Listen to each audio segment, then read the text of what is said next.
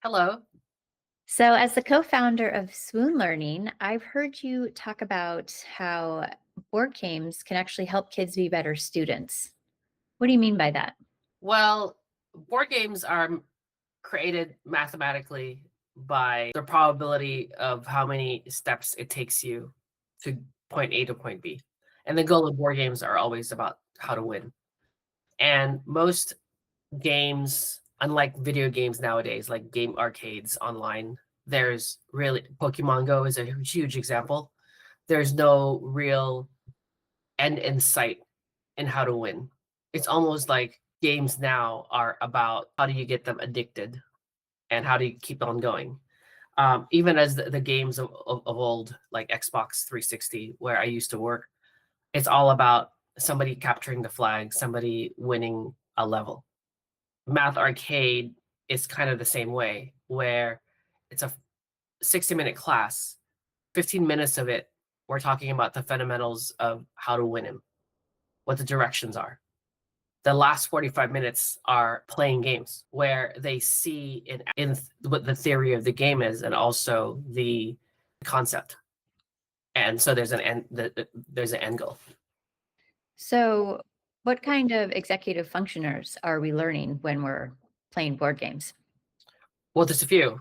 The biggest one is the group function, where you can learn each other. You can read who you're competing against. For me personally, when I play a game, I'm trying to look at who I think I can easily beat, is not going to get it. And the other thing is, I know it's all about winning, even though you're supposed to have fun too. But because I'm quite well, I was a student athlete. The game for me is well, I gotta be better than the other one.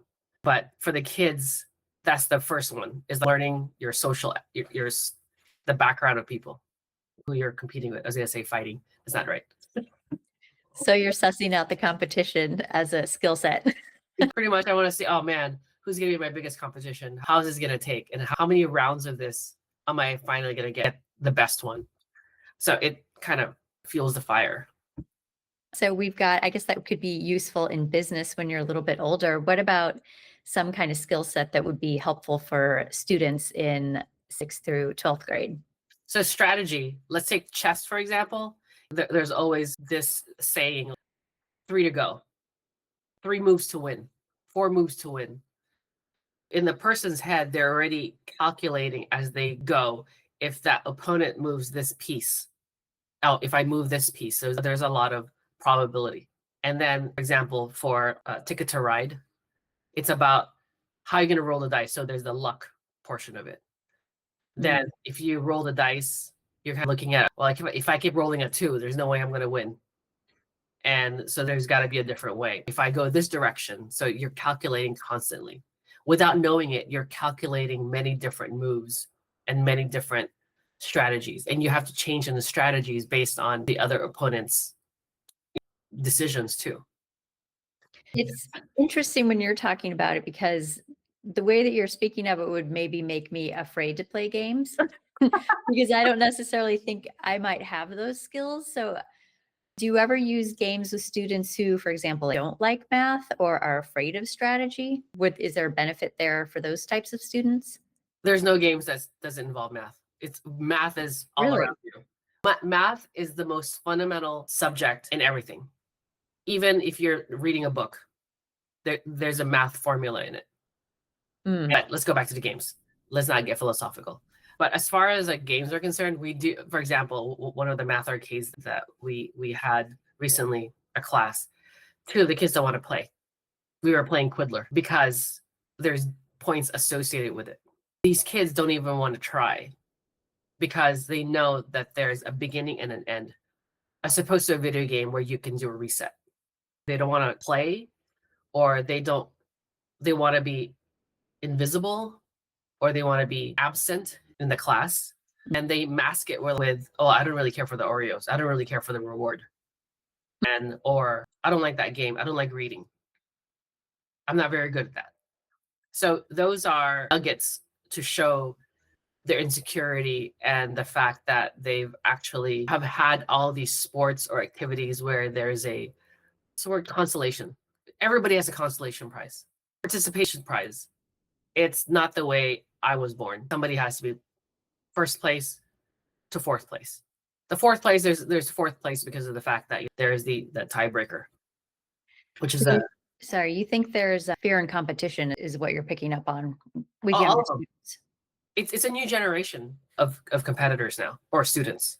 A lot of parents also are afraid of that because they're afraid how it's going to hit their insecurity or their confidence. But if you start them young, I think they understand the level of competition. And by the way, to note, these 4 kids in mind that I don't have an extracurricular that pushes them to compete in a high level. So no sports, for example. No sports, for example, not even like competitive dance or speech debate or chess. For them, a game, when you first introduce them to a game, they'll say, oh, it's not fun because now we got to do math. And what was with all these rules? And they don't like that. They thought they were just going to go in there and play Clue, Battleship, Ticket to Ride, and that's it. Well, Right? Clue is one of my favorite games. I always loved that one because I liked the mystery and I liked learning all the clues and try to figure out who done it first. That was definitely one of my favorites. And I would say I didn't really love math, but I did love that game and I love playing board games in general. But that's the thing. It's deductive reasoning. Mm. Each room, each card, each, I guess, character, and each weapon is part of a number, a metric. And if you put them all together, it just looks fun, right? But then it depends on how many people there are who are playing.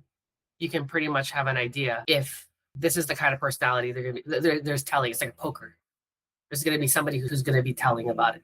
What about, I'm thinking about impulse control as well, because you have to plan ahead and have patience for your turn, right? So do you ever have kids with, for example, ADHD? Do you recommend games to them, or is there a certain type of student that you would recommend board games for at home?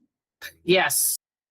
I think that's why we like cards, because a lot of kids, when you do have many pieces, they get really anxious that they want to touch it or they want to just move it. So I think for the most part, cards it's so simple, and it's a matter of this is it, this is all you got, right? And so I found that it hones in on games also that take turns. And then when you take turns, that there's a pattern that they can see, and distributing the number of cards. And then the other thing is that if the instructions are laid out for them, how to get from point A to point B, for those kids, they have the superpower where they can hone in on, I got to do that. And I'm going to do this. As opposed to the kids who don't have it, where they're actually not thinking about a strategy. They're more thinking about, I was going to play this. Right. And see what happens. Figure it out as you go along. And there are those kids who do that and they get beaten all the time, because the kids who do have the superpower of strategizing and thinking about their steps, they do really well. And so you mentioned Math Arcade is a class that Swoon Learning offers. Do you ever have pushback from parents who say something like, we're just playing games, we're not really learning anything? Have you interacted with that at all? Maybe 5. But then because of that one kid who would say something, and it becomes this firestorm where everybody's saying the same thing. They're just repeating what they said. They're all like saying the same excuse. Take, for example, a parent. So we don't know we don't know where it began. The parent probably asked, how was the class? And the kid would say, oh, we play games. For the parent to hear that, what am I paying for? Just to play games, right? And so that becomes, well, what kind of games? Did you do any math? And the kid would answer, no, because the math is beneath the games and beneath and behind the instructions. And they don't understand, to win a game means you're trying to figure out how to beat the other person, right? And then there's the other one where one, and I know I heard it. One person says it and another person says, this is just a waste of my mom's money. Oh, And somebody would say, kids with concepts of money in 5th grade. I love it. yeah, yes, exactly. The concept of money. And then one time I gave more math handouts, and a majority of the class, actually all of them, said, "Why are there handouts? Oh No, no. we're just gonna play games." So that's the balancing act we got to do, where we have to show the parents that there is math behind this without giving a math grade, a math handout. Hmm. And then in the meantime, the kids are also based on what I was saying about for them, when they hear games, we're in a world of digital world. Games are on your phones, your computer, the iPad. And that's why chess math was so successful, because it was everything on the iPad. Nobody complained about it because they were holding a digital mobile device. Oh, interesting. So you're saying that because they had the iPad in hand, they're so used to technology. Well, I guess my question is there a problem with the socializing then? If they're sitting next to each other and they want to hold an iPad? I don't know if there's a problem with socializing, because I do know that there's a group conversation when they do play games. It's kind of like back in the day when I used to play LAN parties. I know. Parties. I don't know what that is. Or you play video games over the LAN, over the over the internet. Oh, got it. We would play. I'm going to age myself. We used to play Duke Nukem or Doom, and we are all in the same room. We're not really talking to each other, but our backs are not looking at each other. We're just looking at our screen. But there's a social aspect of it, because some of us are in the same team, and we're like, "Move!" It's like, "Oh my god, why are you there?" So there is a socialization for it. It's just not very emotional, where you're touching somebody's hand, where you're saying, no, that's not the right thing. You're looking at them in the face. And that's what we're trying to accomplish, is that you want them to find it from other kids that, oh, this is what they're doing. But kids don't do that. It's really hard to teach that. It's really hard to teach kids to look them in the eye once a week to see if you're clue, we're saying about clue, to really see if they're lying or they're hiding something, right? Oh, interesting. So that's what I think. So as a technologist, as a video gamer, and the love of video games, my first job was testing video games for Atari. Oh, wow. Lucky Yeah. you. That sounds Yeah. like a dream job. How old were you? I was 12. Oh, What? that was the best job. It was How'd you get that gig? oh, my dad was a manager at a company called Epic's Game, and they would pay us with candy bars and Coke, everything to just eat. You can eat whatever, just as long as you play video games the whole time. And so what happens is that we pretty much played games for 8 hours a day. I thought we landed the dream job of our lives. And then there was no money. It was just they'd give you free drinks and food and stuff like that. But after 3 days of that, I felt really sick. I ate all this food and all I did was play video games, so my eyes hurt. As a fan of technology and as a fan of games, I'm trying to go back to how I became really good with games. Mm. And it came down to board games, as easy as Monopoly or Scrabble. There's a lot of things that you need. That's why I created Math Arcade, because I wanted them to go back to the analog ways. Because if you wire your head with the analog, you understand, you can synthesize it and then somehow transfer that on tackling other things. Transfer of the executive functions, strategy, impulse control, memory, things like that. And now the impulse control, it's not about just something where you want to do this. It's almost like, oh, I'm losing right now. I'm going to reset. Remember doing that in Atari, like the Coleco games, reset is not an easy reset. It's not like that. You have to wait. The screen has to reload. So there's no reset. And plus you're playing with other people. There's always 4 people playing. And when you're a video game and you're just looking at your phone, you're kind of like that's it. You're within your own zone. Well, thank you for your time. I have one more question. If I was in middle school, what games would you recommend for me to play with my family that would be good for building these executive functions? Ooh, your middle school? Oh, you like Settlers of Catan? I do. Yeah. I do play it on the computer though. Well, there's an online version of Settlers of Catan that my friends and I used to play, but we pretend we don't know each other. So Okay. we would be the finalist. And now we kill each other, settle each other.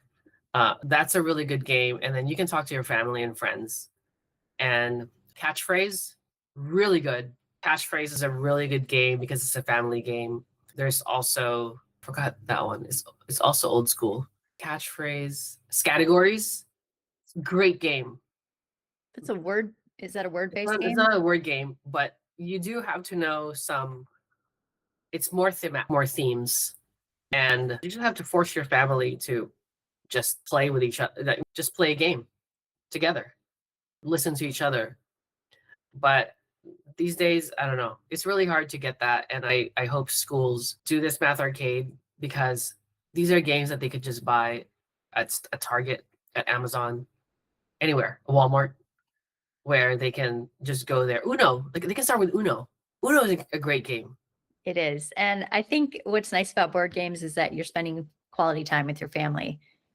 Everyone's not on the screen or watching TV, that you're actually interacting. So it's good for socializing and bonding and all those good Absolutely. things. Well, actually, I'm going to share something. My parents, when we were kids, they taught us how to play Mahjong and poker. I always wanted to learn how to play that. It looks very interesting. Mahjong. So my parents are really good at both games, but they're all hustlers too. And the two things that they wanted to teach us, and we didn't know this until afterwards, is don't gamble. And then the other one is more family time. So the first 2 weeks we played, we were winning. It was a setup. And then we started thinking, oh, we know this. And then the next month, they took all our allowance. They played Oh, it down. that's why you were talking about opponents and sizing up your opponents.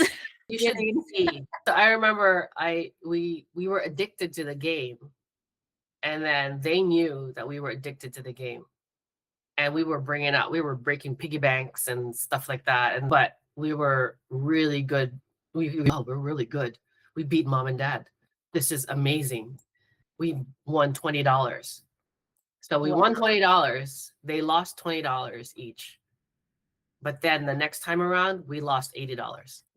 Oh, wow. They set you up good. So that's why I don't gamble. They're hustlers. Well, on that note, I really enjoyed our conversation. And if you'd like to learn more about games at Swoon Learning, we do have a blog that you can check out, the link below. Thank you. Thank you. Bye. Bye.